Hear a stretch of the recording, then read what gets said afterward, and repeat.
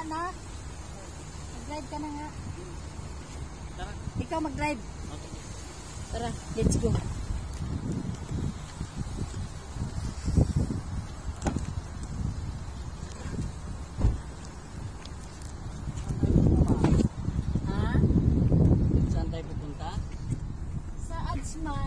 Adsman tayo.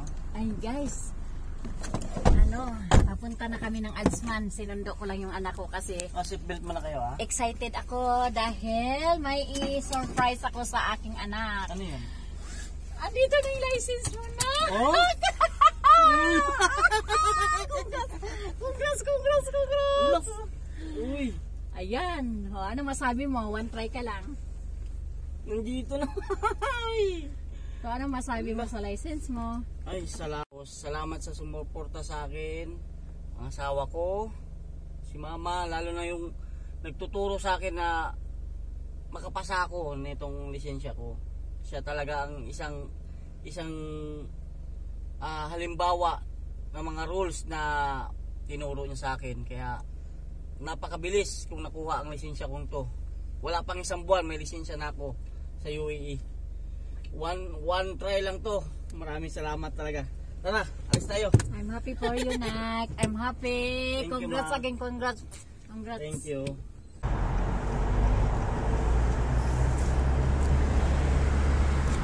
If you want driving, Magaling yung teacher ko eh. can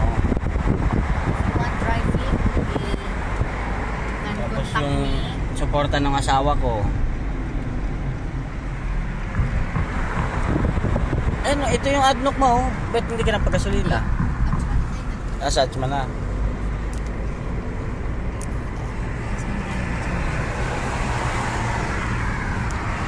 Wala lang isang buwan to. Nagkalisensya na tayo.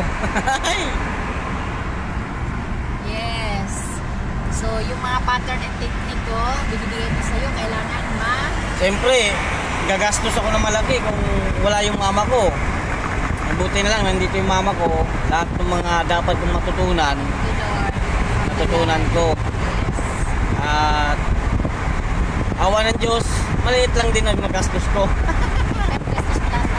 Wala pang 2,000. Yes. Mga 1.6 lang yata, 1.7. Plus ano pa, yung pagkuha, siyempre hindi, yung sa pagbayad ko ng lisensya, para makuha ko yung lisensya ko, 300, hindi pa kasali yun. Kumbaga sa pag-driving lang, Okay. Oo, kasi 1.6 lang mahigit. sa driving. O kasi normal na magbabayad ako ng 300. Pag pininta ko lahat nga, abot ng 2,000. 2,000 lang. Pero kung hindi ko kwentahin yung pagbayad ng lisensya ko, 1.6 lang. Kasi babayaran mo sa ano tayo? Yung ano ba? Yung MOI? MOI ba yun? Oo. Magbabayad ka ng sa kanila, parang tax yata yun. 300 plus para makuha mo yung lisensya mo. Hindi, pag inat mo yun, 2,000 talaga. Pero sa driving talaga, mula hanggang 1.6 lang. Wala pang isang buwan, guys. Ito na, oh. One try. Alam niyo ba, kwento ko lang ha. Yung pulis na nag-ano sa amin, nag-exam. 4 kami. Sa akin lang siya puro sigaw, pagalit. Puro hinahanapan niya ako ng paraan na magalit siya. Yes, dahil sa tinuruan ko wag sundin. Ay, ang inisip-isip ko, bahala ka yung tama lang ako. Sinunod ko lang yung payo sa master driver. Ito, awa ng Diyos. May lisensya na ako. Yes guys, mga gusto mag-driving dyan, ayan. PM lang sa aking WhatsApp at saka sundin lang talaga ang aking mga tinuturo. Nagsimula ako ng open file December